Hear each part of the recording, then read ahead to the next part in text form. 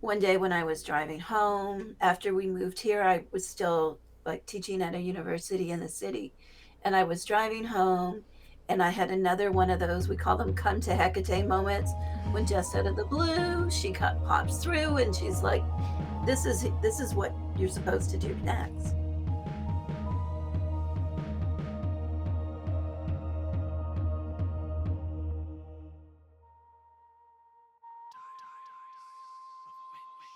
Welcome back to the Diaries of a Witch podcast. My name is Angelica Crashi, and I'm so excited to welcome our guest on today. This is Cyndi Brannen, and you are amazing. You're an author, you work with Hekate.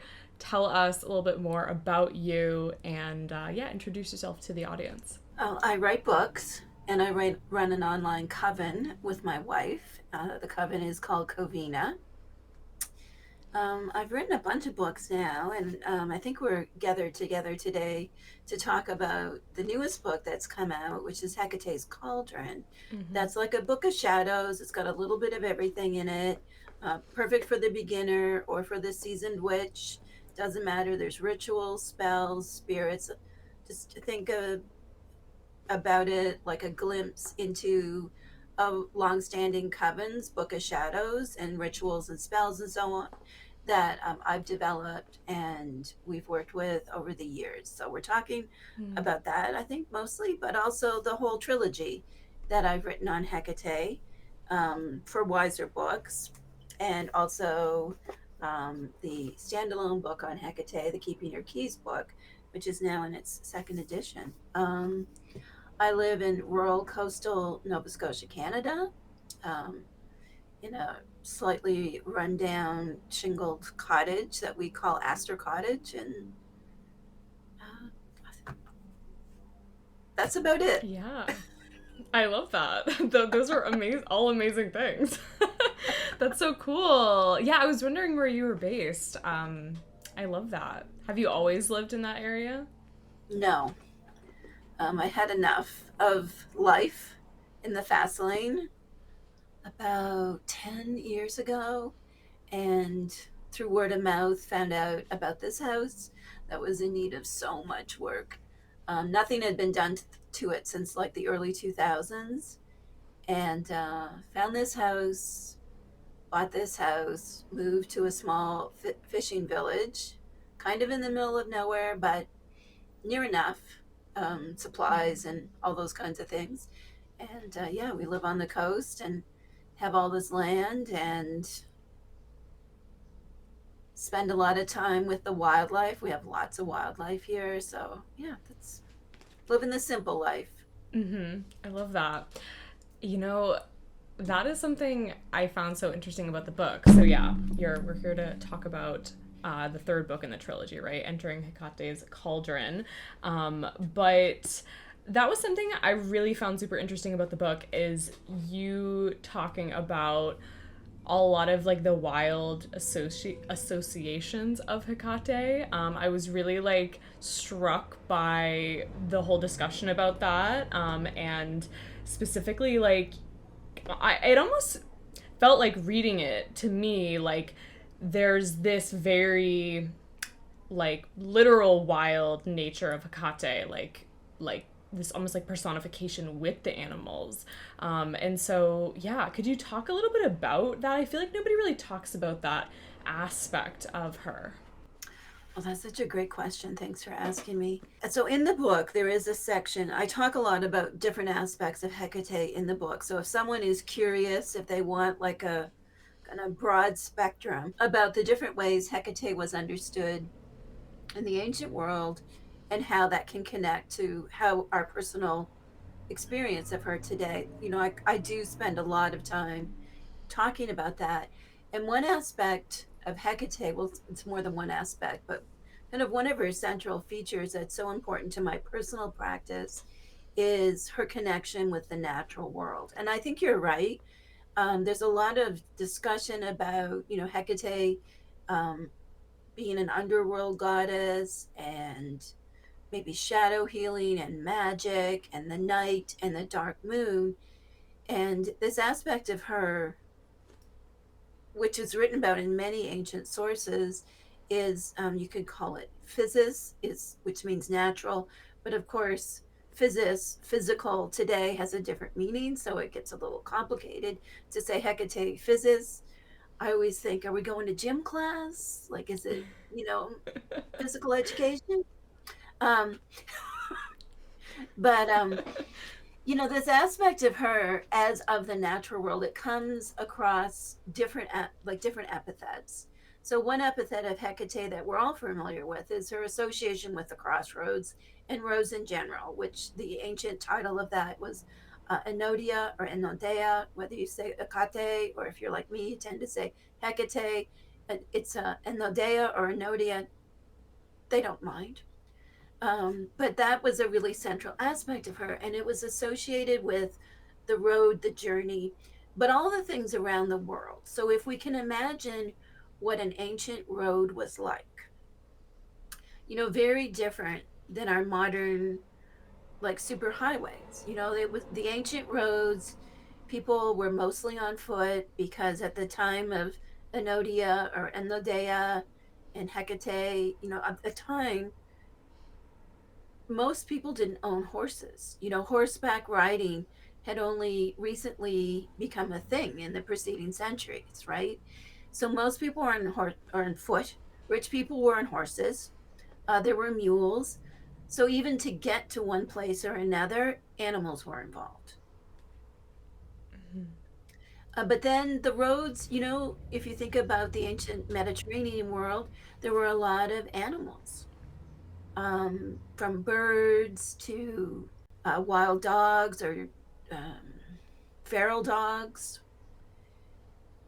There were all of these animals. And she does develop an association with horses in connection with her association with the road, with the journey. And also, of course, the dogs. But I mean, sometimes talking about her association with dogs can be controversial, and people can be a little bit offended when I talk about the actual historical practice around the Mm-hmm. dogs. It's not very, it's something that's not very comfortable, I think, for people to think about today. But she was associated with dogs, and also all animals. Mm-hmm. There was this aspect of Hecate that in certain areas of the ancient Mediterranean, like in Caria, which is in modern day Turkey, she was understood very much like as a great mother figure and therefore associated with all of the animals. Yeah. And there's something else about Hecate that I think sometimes we can overlook because she can be so powerful in terms of like helping us do deep inner work in that kind of underworld zone, that she is very much with us along the everyday world.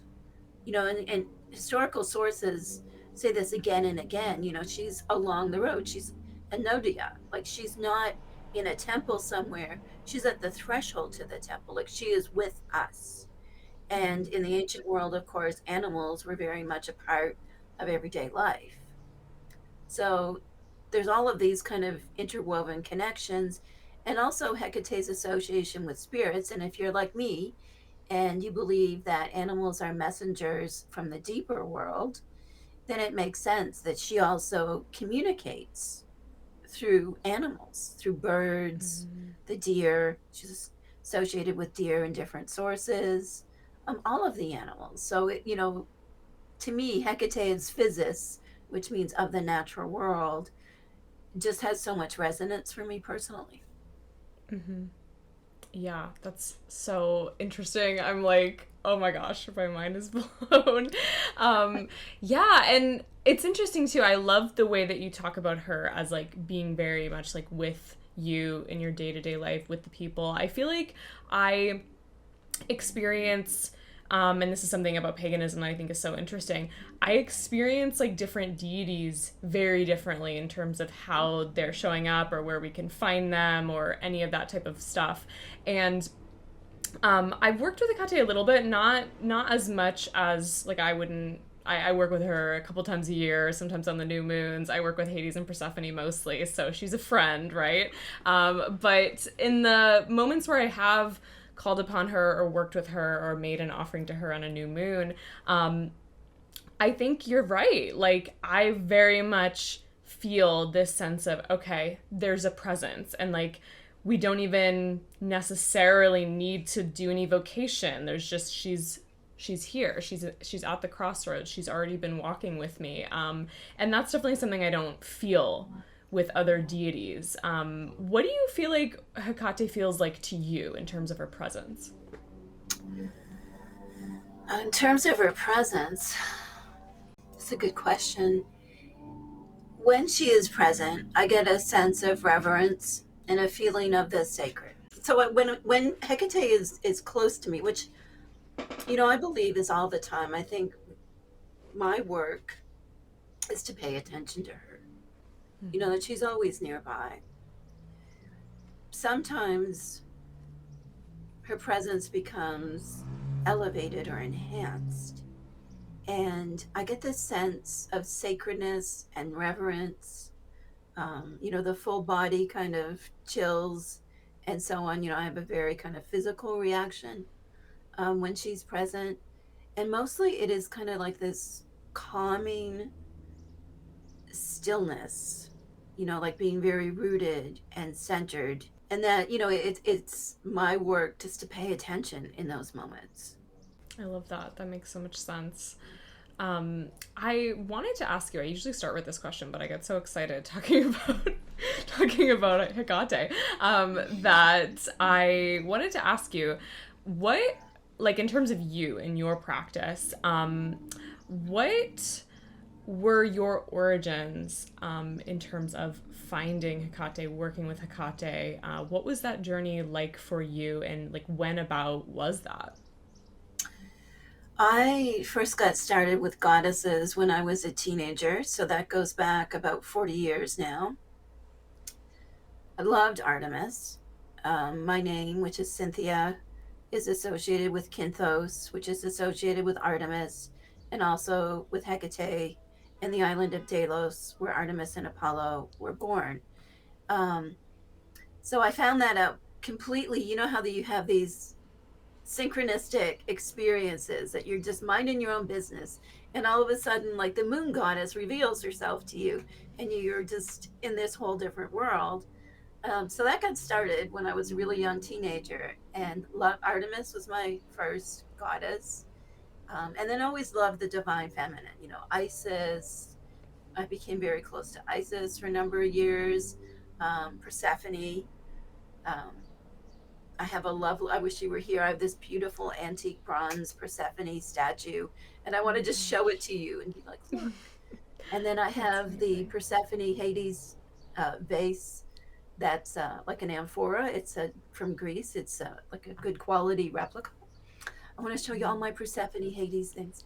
Um, I um, love it. so then Persephone was really important to me, I think, like in my 20s, in terms of like understanding my own journey. Um, a lot of things were going on personally with me at the time that really kind of mapped onto, I think, like Persephone's wisdom and a deep connection to her. And then as I got a little bit older, um, I was folding towels late one night. I was super tired. And all of a sudden, I just heard this voice say, "It's time." And I knew it was Hecate. Now, I had been connected to different goddesses for probably 20 years at this point, so I was not new to the divine feminine, but I was new to Hecate. I knew who she was. I mean, you have to think this goes back quite a ways, right? So Hecate at the time, was really understood, like, in terms of like her necromancy, her association with the underworld, and so on. So a lot of people had some like fear around working with Hecate. And I think maybe that still lingers today, although I think that's changing. But I felt so called to her. So that's how I got started. I was literally in the underworld. I was in the basement. Um, Wow. and that's how Amazing. it, and then I just, if you work with closely, I think with a goddess, especially like Hecate, she'll show up in your life, and then it becomes your task to pay attention. Um, It's a call to something greater and more meaningful and to live Mm-hmm. a richer life, however it works for you, right? So I think that's often the challenge is not getting Hecate to show up, it's getting us to show up. Mm-hmm.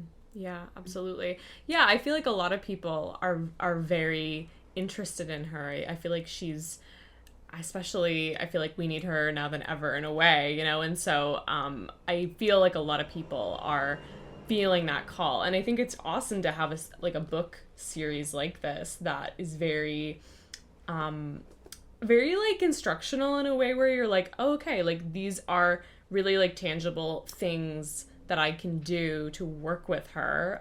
That is always a question that I get asked about deities is like, so how do we actually work with them day to day? And how do we connect with them and create a practice around them? So I know you've written a lot of books about Hekate at this point, right? So you have so many ideas.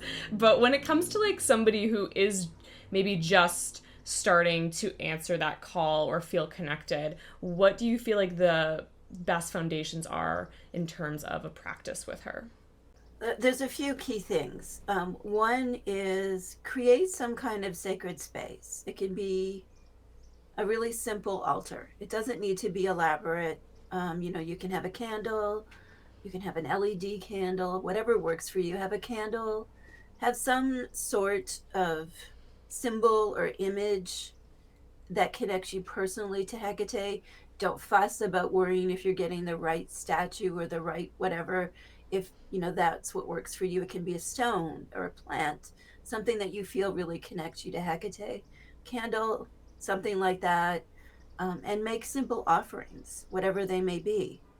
Uh, you know, and just set up your altar. I always recommend that an altar goes on a tray. There is some ancient foundation for this called an ascara. Have that set up. It can be a tray that you need to maybe keep it on a shelf and you just take it out, but I have some kind of sacred space. If seashells are your thing, Hecate, of course, has aspects associated with the sea. Just create something. Give it some importance, but give it a bit of physical space in your life.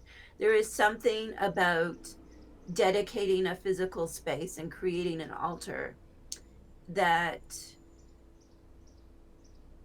I think reinforces our practice, just having something there. You can see it as a portal, you can see it as a reminder, whatever works for you. So, definitely an altar with Hecate, speaking her name, like you mentioned earlier, she often is present, because she has this aspect of being among mortals, being here on earth. So, speaking her name, Mm-hmm. asking for her guidance or whatever it is, or expressing your affection and appreciation, whatever it is, you don't need an elaborate ritual, but just talk to her. Mm-hmm. And of course, the dark moon, the astronomical new moon, is what we call it today. That is a time for honoring her. So put up a little offering, write her a letter. This is one of my favorite practices that your offering becomes your words, or if you are an artist, make an illustration. That will all help you really connect to her. So, yeah, I've written a big stack of books with all kinds of practices, and I love it when you are inspired by my practices to make your own or do them as is. And at the same time, I'll say, create an altar, communicate with Hecate, and observe the new moon, the dark moon, as a sacred time. Now, if you've got time and the energy and the ability, I'm always going to say, get yourself to a crossroads and leave offerings at a crossroads. That's a transformative experience if you can do that. I really believe that Hecate will meet us where we are at. She doesn't, I know some other people will say, like, certain deities have these kind of grandiose expectations, but I find that Hecate, she'll meet us where we're at. She's here with us. So do what we can with what we have, make it sacred, and meaningful, and she'll be there. Mm-hmm. I love that. I love cooking for deities. Like, that's one of my favorite things. It's one of mine too. Oh my gosh, Love yay. cooking. We call it Hecate's kitchen. Yeah. Going into Hecate's kitchen, and it's just like, oh. So I included one thing that's really special to me in the Cauldron book, which is the making the cheese. I hope you do it. It is such a spiritual experience. It's like the most amazing ritual. Make some cheese. Persephone and Hades would be fine with it. Yeah, they're not very picky. They're like, especially Hades. Right? Right. I love that. Um, yeah, so I absolutely love cooking with Hecate and going into the kitchen. It's that cheese was such a profound spiritual experience for me. And then Hecate's garden book, I put in like some simple recipes that anybody can make, like a cornbread recipe, which cornbread here in North America is something that's really common, but it's a simple bread you can make on your own if you've got like less than an hour. Just Hmm. go into the kitchen and see it like that you're creating this offering, making Hmm. wine, making them rose water. Uh, I've done all kinds of things. And often, like in our house, because I do have two sons, um, like if I do make an elaborate meal, like we eat part of it. I know, others may say you don't eat the offerings, but around here, like if I told them not to eat the offerings and there was like a big leg of lamb, they would be like, aren't we of the goddess too? So I love, love, love cook. I'm glad you like cooking with Hmm. cooking for the deities. It's amazing.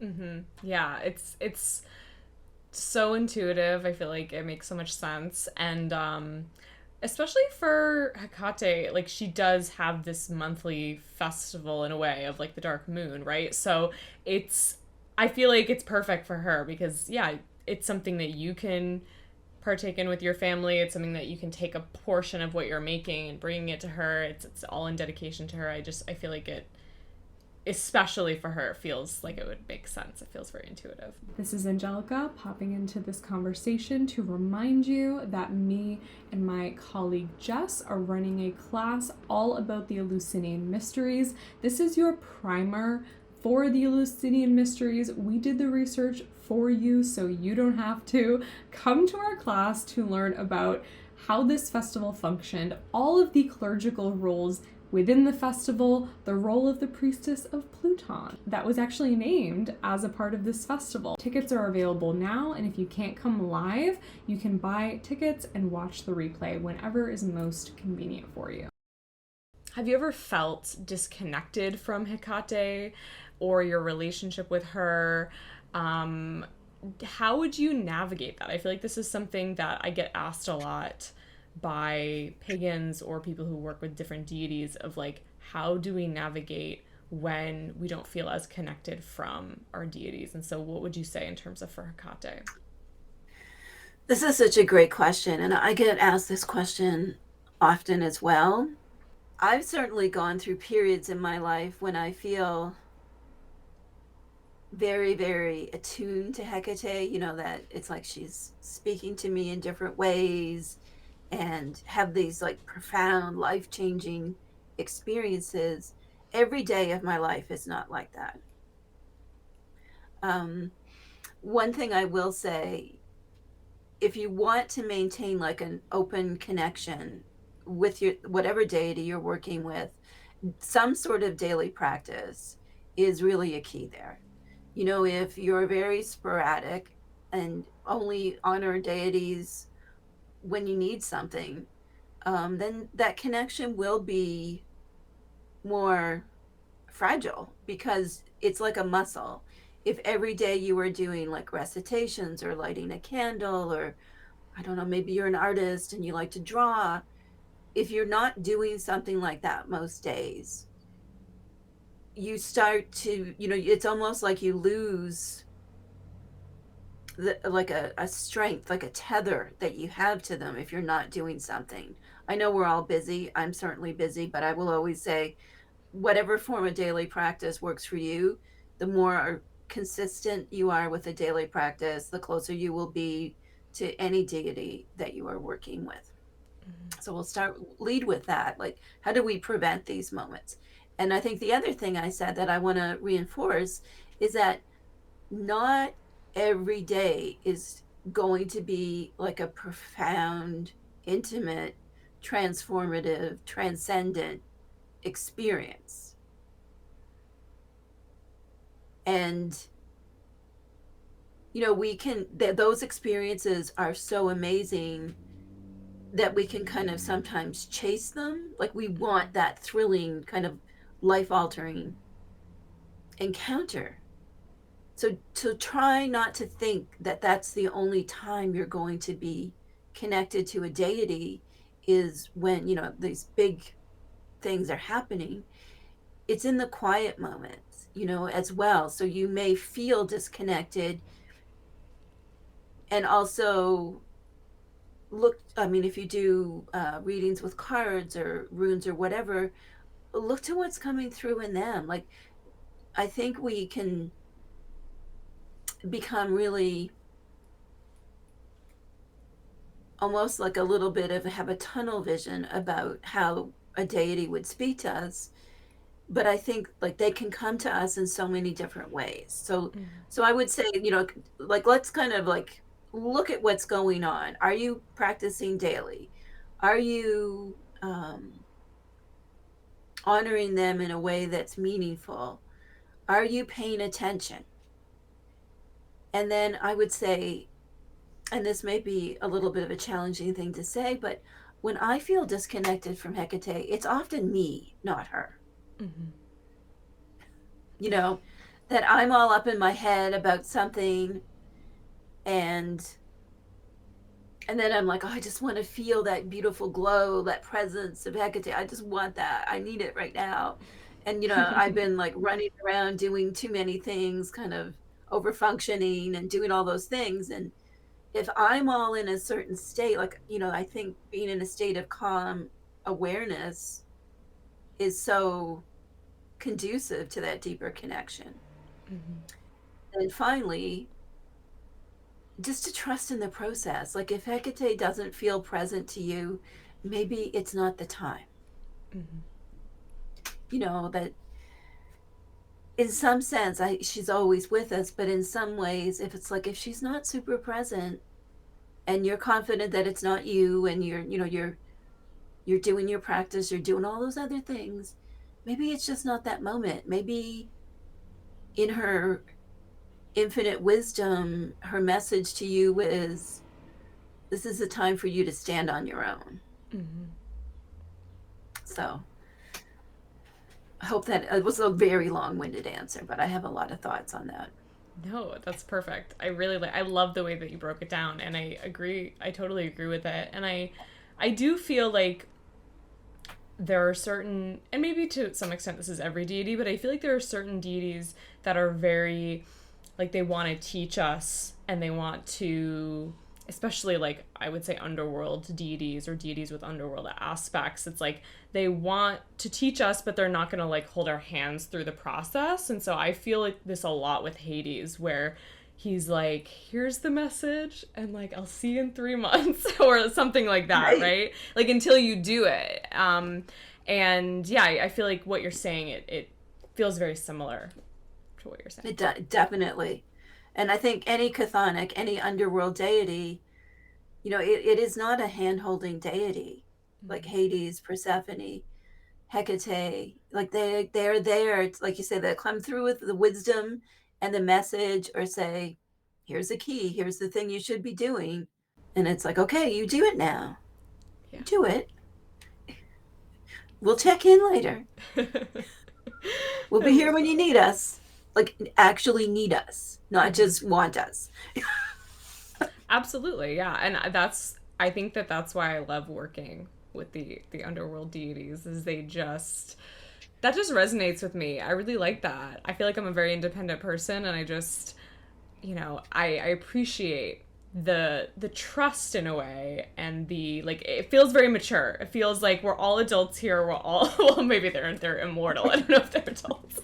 I don't know what they are. But we're all like here, moving towards something. So something that I was curious about, I am interested in hearing your thoughts on other festivals, of Hecate. I feel like I've seen, and I'm not really involved in a lot of these conversations, so I don't know exactly what the discourse has been, but I feel like I've seen a lot of conversations around like, certain like days, certain festivals of Hecate being worked with. I'll often hear about November 16th as a day. I feel like I've heard of days in August potentially. I'm just curious on your thoughts of sort of the other festivals or feast days of Hecate, and yeah, how you work with that. This is such a great question. So there are ancient festivals and then there are modern festivals. And so I think I'll start just with a summary of what we know about ancient festivals and when they occurred. So we've already talked about one, which was the Dipnon. Dipnon simply means supper, so Hecate's suppers. We know they were part of the Hellenic festival calendar and that they occurred on the night of the dark moon. We know this. And it was, part of the ancient Greek world. We also know that Hecate was revered as Chorotrophos, which means guardian of children. And we also have the records of when these festivals were held. We know this. There's a historical record. They were held 3 times a year during certain months. If anyone is interested in this, they can go to they can type in Hellenic festival calendar or Hellenic Hecate calendar, and then go to a really amazing website, Hellenion, and they use the ancient months, but they merge them with the modern calendar, and you'll get the dates. So that is a very reliable website. So the two things on that website that are directly associated with Hecate are the Dipnon and Chorotrophus. And then there's a third thing. The Dipnon was the supper. Numenia was when the moon first started to reappear. And there is evidence that Hecate was revered during that period. There gets to be some confusion because, of course, today we call the dark moon the new moon. Numenia wasn't actually the same to the ancients as the night when there was no moon. So we also know she was associated with Numenia rituals. So we know those three things, and that's specifically just in the what we would think of as like the classical Greek world. Mm-hmm. Her role as Chorotrophus was very, very important in that world, guardian of children. And I always feel that I'm a bit of a crusader for talking about Hecate's Chorotrophus, because that is an aspect that certainly mainstream versions of Hecate, they just leave that out completely. But we know that this was one of her most important ancient rules. Again, an underworld deity. Children are, of course, close to the afterlife because they're just coming into this world. She was also like the divine midwife.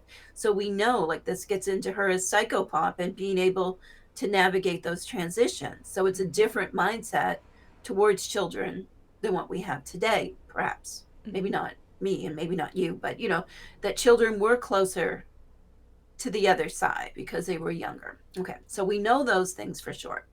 And then we have different places, such as in ancient Caria, the temple at Lagina, and in towns like Strachonicea, and in other places such as Sardis, different places in the ancient world that Hecate was more of a temple goddess. So there would be like key rituals and so on. And that most likely they were kind of rituals associated with spring, almost like Kore type festivals, when it was about marking the transition of girls into womanhood. and also that this was linked with fertility of the land. So we know that those things happened in certain centers as well. The dates for those are a little bit more tricky, but we know those things happened.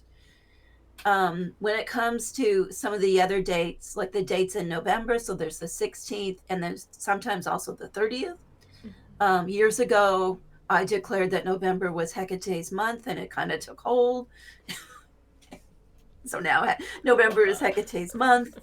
Maybe I didn't mean it so literally, but now I just meant I'm a Scorpio. I love Scorpio season. So, of course, it's Hecate's month. Anyway, but it's really become a thing, which is wonderful. I do think Hecate, and Scorpio go well together.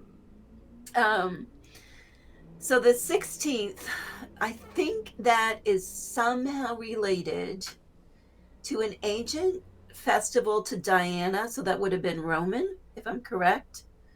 Haven't looked at that, but I did go down rabbit holes years ago. I'm like, where did this come from? I'm always curious, I'm always like, well, where did that come from, or why is that so? So I looked that up, and I think it had something to do with the festival of Diana, which was linked to Hecate in different ways as well. And then there's a festival in August, which I think is a fixed calendar date of the 13th. Mm-hmm. And I've seen that sometimes called like Hecate of the Storms or Night of Hecate. And I think there is also some kind of ancient connection, but my theory is that one of these Chorotrophus festivals typically takes place in August. Like the Greek calendar is a little bit different than ours, but it typically takes place if you want to say like past the middle point of summer. And I've always thought that somehow there was other festivals that were maybe linked to Diana, but there's also this established fact that Chorotrophus would have happened in August, and I think that some kind of magical convergence happened to bring that about. I mean, I think modern festivals are very important. The goddesses and all of the divine evolves and changes over the years, right? So it's not to say that they're wrong. I think they're beautiful. Mm-hmm. And generally, if there's we've been a pagan family like our whole lives here. And we're always like, well, if there's something to celebrate, we're going to celebrate it. Like if we can have a nice meal and, do a ritual and do some fun things. And if there's decorating involved, we're there for it. So I typically in August, that's a really great time I think for a lot of people to connect with Hecate when there's just that start of a transition towards fall in the Northern Hemisphere. I mean, you're really close to Persephone. There is a change in Hecate's energy field.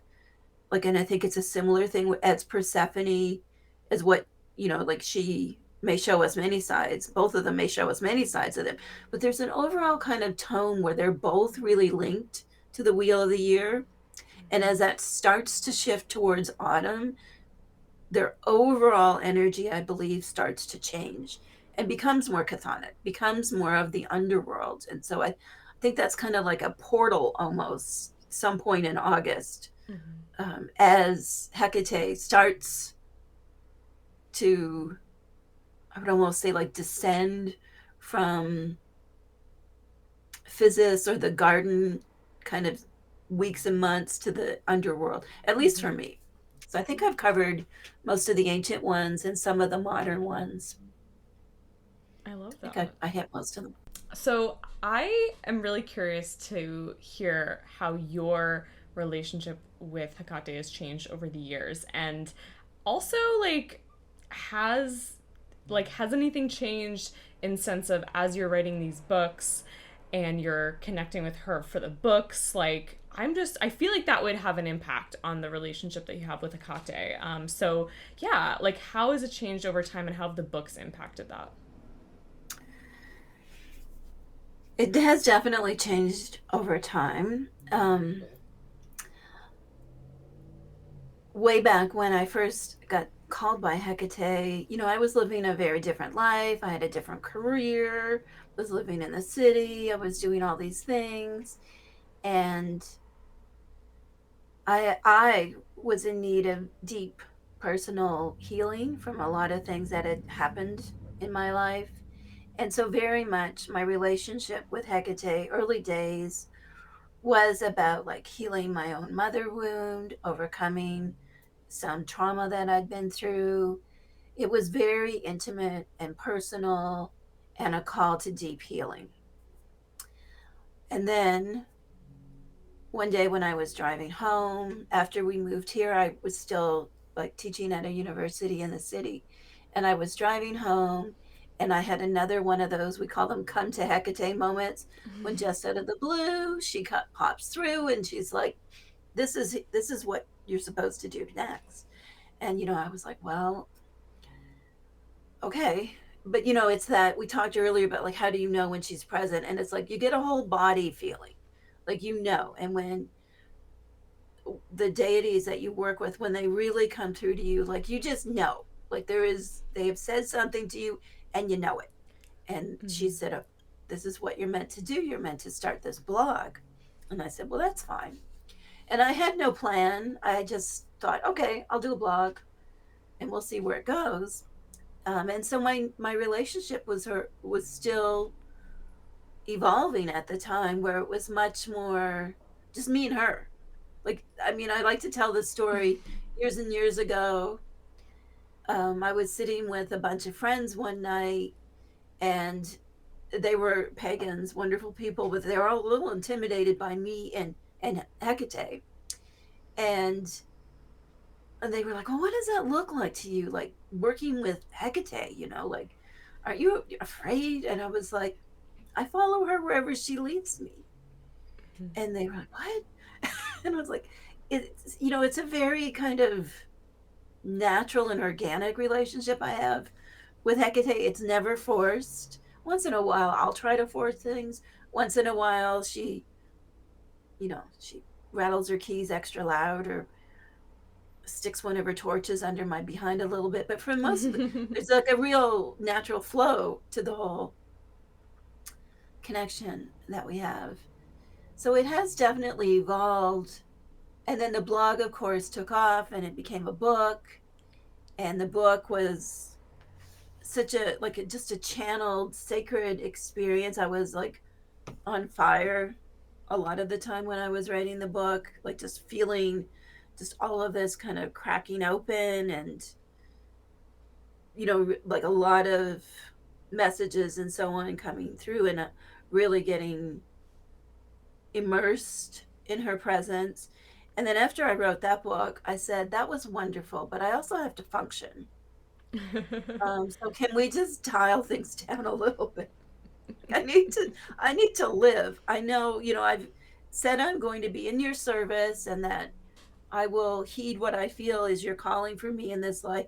And also, I need to function. I need to run a household, need to do all those things.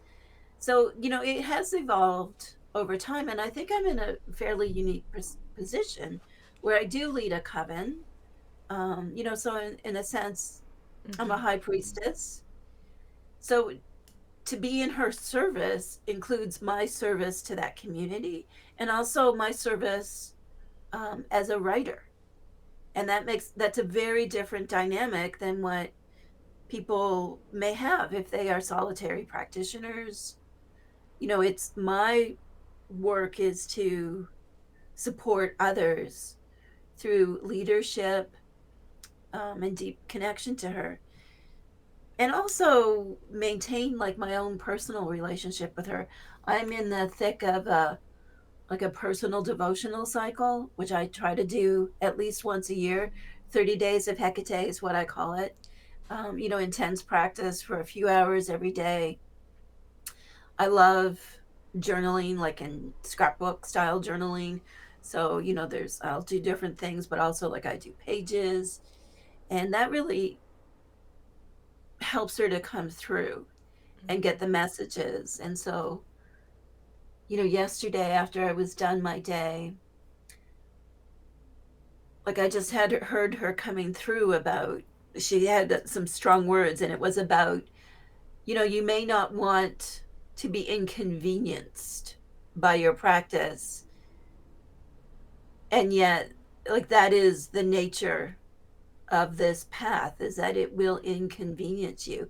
And I think for me, as I've gotten older, you know I don't like to be inconvenienced by things. I don't know if you watched that show, the White Lotus show, where that character, I don't know if you did, you watch White Lotus this season? I haven't watched it, but I feel like I've seen all the clips. Like I feel like I All the know the clips, all the characters. Yeah. memes, and one of the main characters says something like, "I'm not at an age in my life where I can be inconvenienced," basically, and Hmm. so for me, it's like, it was a powerful reminder, like, no, no, it's okay to be inconvenienced. Like, Mm. if you are a devotee of Hecate, at times it will be inconvenient.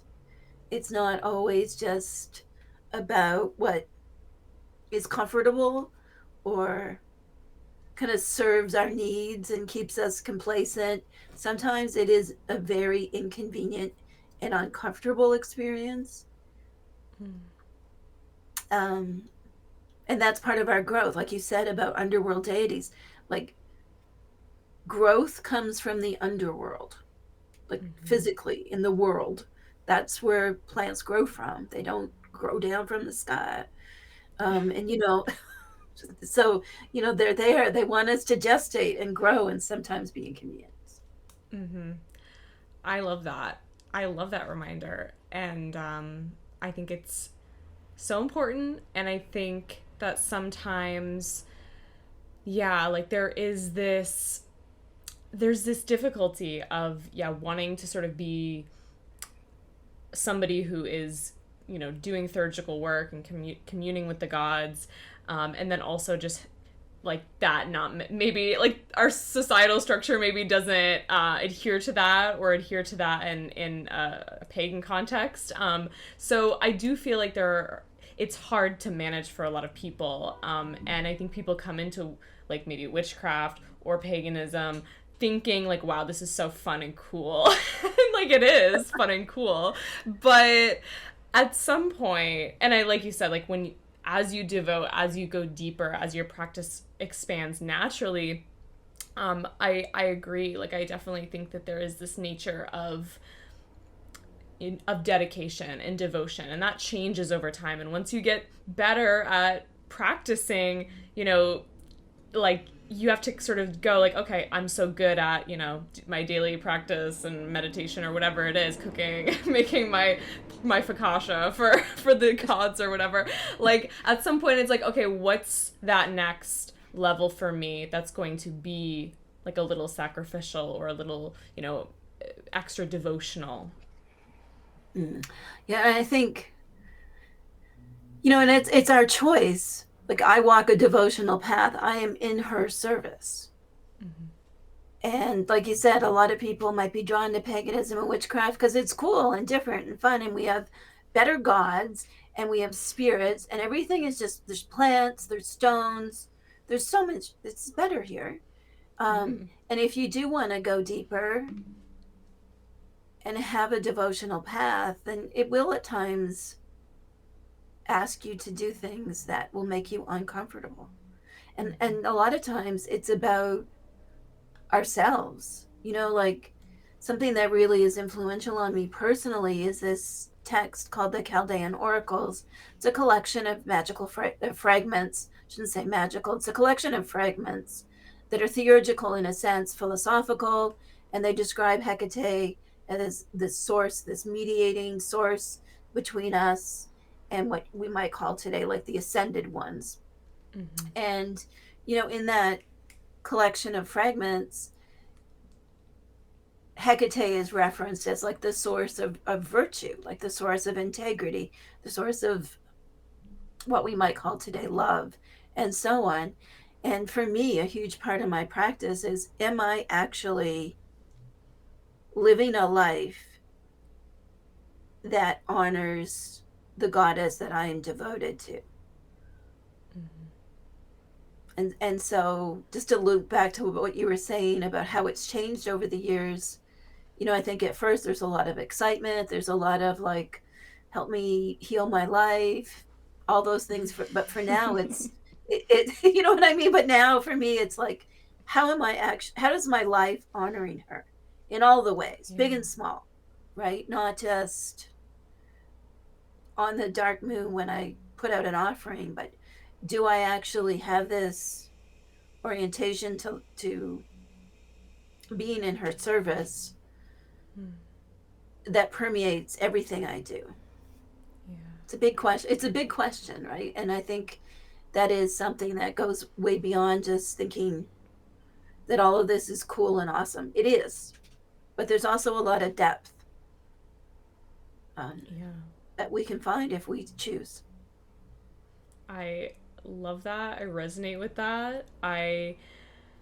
Yeah, that's just, I'm like getting the chills because that's just so, it makes so much sense to me. And I think that at the end of the day, like, that's really important. Like, that, like, if you are going to be on a devotional path with any deity, that is the question to ask yourself, right? Is like, how are you working, like, yeah, being a reflection of the deity in your life? And that makes so much sense to me. So I love that. And that's something that, I feel I've been working with Hades for like almost a decade. I'm 28. I've been working with Hades since I was like 18. And it was very much like a, can you please fix my life kind of vibe at first. That's why I laughed, because I'm like, yeah, that was me calling up Hades, like, can you help me move out of my mom's house? She's annoying. And then I moved out. And then, it all happened, all this stuff happened. And then, yeah, 10 years later, I am like, Hades has done so much for me, and I'm like, how can I repay you the favor? And it goes beyond that too, of just like the love that I have for him. But yeah, I just want to let you know that super resonates. Right. And I feel the same way about Hecate. It's like, you helped me out when I was at my worst, like crumpled on the bathroom floor, and continue, to be with me in so many ways. How can I honor you? You know, and also I think like we live in this world where there's so much pushback, and there's so much like weirdness going on in society right now, that for those of us who are able to live a life that is like a, what's the right, almost like a example of Mm-hmm. what it's like to be a witch or a pagan and have your shit together, and conduct ourselves like there is a greater mission that we can answer the call to. We don't need to necessarily like walk down the street, like proclaiming to everyone, oh, I'm a pagan or I'm a witch. But it's just like how we conduct ourselves in the world. People pay attention. Mm-hmm. And I think there's that act of service as well. Like, is you might be out doing your thing, whatever it is, and meeting with friends or family, or you might be doing a business thing. And if someone knows that you work with Hades, it might change how they feel about paganism as a whole. And they're like, Mm-hmm. no, she shows up, she's prepared, she knows what she's doing, and also she's a witch and a pagan, and that's okay. Look at that, that's great. Instead, you know what I mean. You know what I mean. It's like that's cool. And I've had that happen to me so many times over the years. And sometimes people are a little bit funny in the things they say, like, "Oh, I thought you'd be more flaky," or it's like, no, this is not to be seriously involved with a goddess or god outside of mainstream Christianity or other mainstream religions. It doesn't mean that we're out there. It just means like we're honoring something within us that connects us. This is what's right for me. And Mm-hmm. my life is my business, but also my life can kind of show other people that we can be fully functioning human beings. We're not, we're not out there. We're not woo woo. Like we function. Mm-hmm. Yeah, I don't, that was kind Yeah. of rambling. Did that make sense? What I was trying to say? No, it totally makes sense. Yeah, Okay. I absolutely, and I do agree. Like, I feel like, um, yeah, there are so many people. Like, I feel like like a lot of people listening. It's like it is helpful to see somebody who is walking this path. Yeah, that just like you said, like shows up and does their stuff, and you can see the deity really reflected in them. I think that that's so important. And I think that that's why I was so excited to talk to you and respect you so much, because I feel like you've been, almost like a pioneer in terms of the information that's available about Hecate, and you can really see it, in your work and in your legacy. Oh, thank you. Yeah. Awesome. Um, Tell us where people can find you and where people can find the book, Entering Hecate's Cauldron. So you can find me at keepingherkeys.com. All things, that's the crossroads for all the different things that I do. The books are available wherever books are sold. And yeah, just go to keepingherkeys.com. Everything is there. Yeah. Amazing. Thank you so much for coming on. I really appreciate it.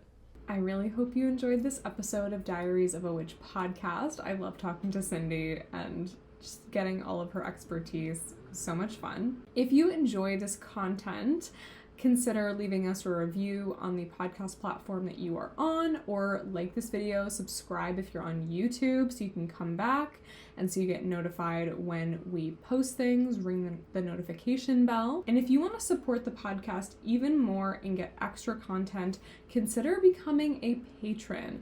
The patrons get so many perks and so many things all month. I'm constantly updating the Patreon portal. We do live streams every new moon and full moon.